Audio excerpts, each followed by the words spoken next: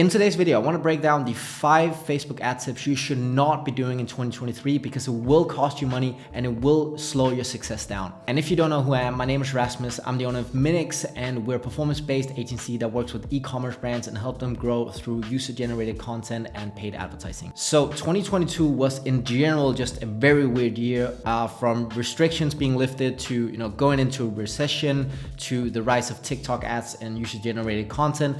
But still, there's so much misinformation out there about how to run your Facebook ads and just ads in general, really. And a lot of marketers just make it super complicated when in reality it's not. So in this video, I want to uncomplicate Facebook ads for you so you can make more money with your ads and spend less time in your ad account. But with that being said, let's get straight into it. So the first thing you don't want to be doing in 2023 is you don't want to be using the wrong Facebook ad objectives. Okay, so I'm not sure who's out here spewing nonsense into your head when you're setting up your Facebook ad campaigns if you're still using the wrong objectives, but we still see it when we're auditing clients. So I know this will apply to 1 or 2 persons watching this video. So let me break it down for you. So Facebook is a machine, and whatever you tell that machine to do, it will do. It's the same thing with a car. If you put it in first gear, it will not start driving backwards. It will just go forward, right? So you as a marketer have to be very specific when you tell the machine, Facebook, what to do, because it will do just that. The most common thing I see is that brands will run ads and they will run traffic campaigns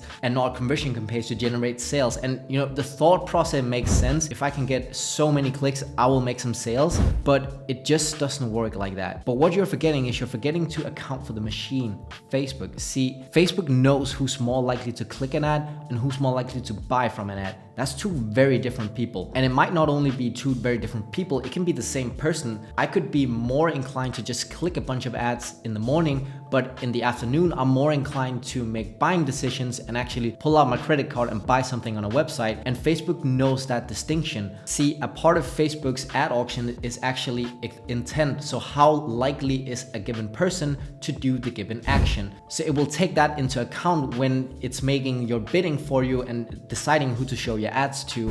So Facebook knows very clearly who's more likely to click an ad and actually go into your website with buying intention. So you need to keep that in mind. You can't just run traffic campaigns and expect to generate a whole bunch of sales. The second thing you should stop doing in 2023 is manual bidding, and especially overspending on manual bidding. Manual bidding can be wildly profitable, but it can also tank your entire performance. The reason why I actually would advise you against manual bidding is twofold. The first reason why I would advise against it is because it requires so much time and attention to continuously optimize your bidding strategies. And the second thing is it drains your data set faster than you can build up your data set. So I actually want to give a shout out to Charlie Tichenor, who's a guy who explained this very well on an Instagram reel or YouTube video. So it finally made sense to me, why am I spending all this money on manual bidding campaigns, and why is my performance just completely non-existent, or why is my campaigns just not spending? But when you use lowest cost or highest value bidding, basically where you let Facebook take full control, what you're doing is you're allowing Facebook to build up a data set so it can get smarter on who your potential target audience is,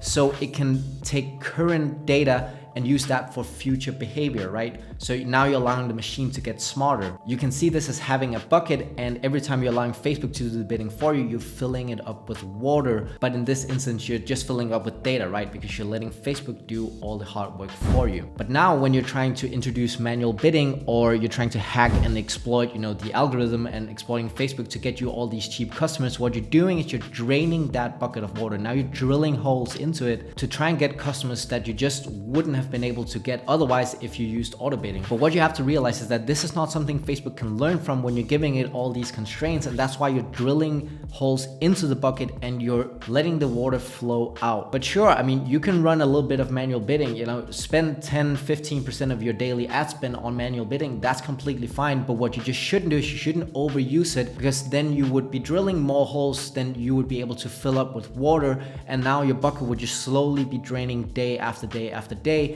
And your performance on your auto bidding campaigns will go to shit because you don't have the data set anymore. And also your manual bidding campaigns would stop spending because it doesn't have the data it needs to actually find these super cheap customers. So honestly, what I would recommend is either just, as I said, spend 10-15% of your daily budget on manual bidding, or honestly, just let Facebook do the hard work for you. That's why it's there, and it's much more scalable than trying to hack and exploit the algorithm. So the third thing you shouldn't do in 2023 is you shouldn't rely on ROAS as a main KPI to determine your success. And this might be a little bit of a hot take, but just hear me out, all right? See, what ROAS really is, if you think about it, is it's just a snapshot of current reality. It doesn't tell you anything really. You're just taking a time frame and then looking at, okay, this is the money I spent and this is money I got from it. But you're lacking a ton of context to that conversation, right? If you have a 2x return on ad spend and you spend $200 and you got $400 back, that doesn't tell you anything about what revenue can you expect from those customers, because you're putting a new customer in the same bucket as you are as a returning customer. And that just doesn't make sense, because it's much more profitable for you to get a 1.5x return on ad spend generating a new customer than it is getting a 3x return on ad spend on getting an existing customer to buy again from you. Because that new customer you just acquired, that person will likely spend a lot of money with you over their lifetime as a customer in your business than an existing customer who might have already bought 3 times. So you're lacking so much clarity and context that you can't really use return on ad spend as a main KPI to determine your success. You can't build a business on ROAS. So this is why we advise a lot of our clients to get tools like Northbeam or Triple Whale or eComTrack, so you can actually play the game of acquiring customers instead of just playing the game of getting a high ROAS to try and flex on all your other ecom competitors. ROAS doesn't drive your business, customers do. You need to realize that, and you need to play the correct game. P&Ls matters,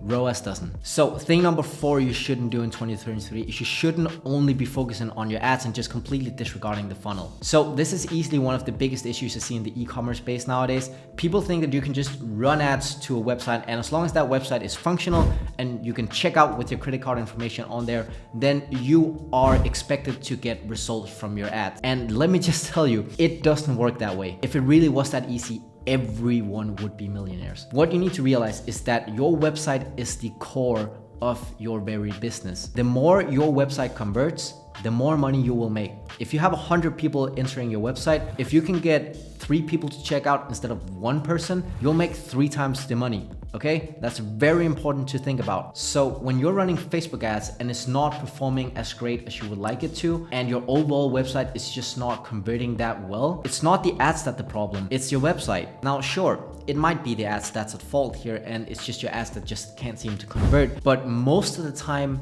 that's not the case. It really just depends on the timeline. So if you've been running ads for, a few weeks or a few months and it's not converting well, sure, it might be the ads. But if you've been through 3 different agencies and in the last 2 to 3 years or a year, you haven't been able to crack profitable paid advertising, it's probably not the ads that is at fault. It's probably your website. It could be your offer. It could be your products that's not in demand. It could be your shipping or certain web pages on your website that's not functional. It could be a million different things. It's a hard pill to swallow, but you need to just look at it objectively. If you've tried everything in your power to try and get your ads to be profitable and it just hasn't worked, then it's probably not the ads, then it's probably something way more fundamental than you realize. So if you're in that bucket of people who just can't seem to crack paid advertising, what you don't need to do is you don't need to go and hire another ad agency. What you need to do is you need to hire a web development agency who can help you out with your conversion rate and make your website actually convert. And then the 5th and last thing you should not be doing in 2023 is you should not be relying on one channel alone. So I'm gonna be brutally honest here. Facebook ads is not the perfect solution for every brand. And even if it is, your customers are spending time on multiple different platforms than just Facebook. They're on Instagram, they're on TikTok, they're on Snapchat, they're on Pinterest,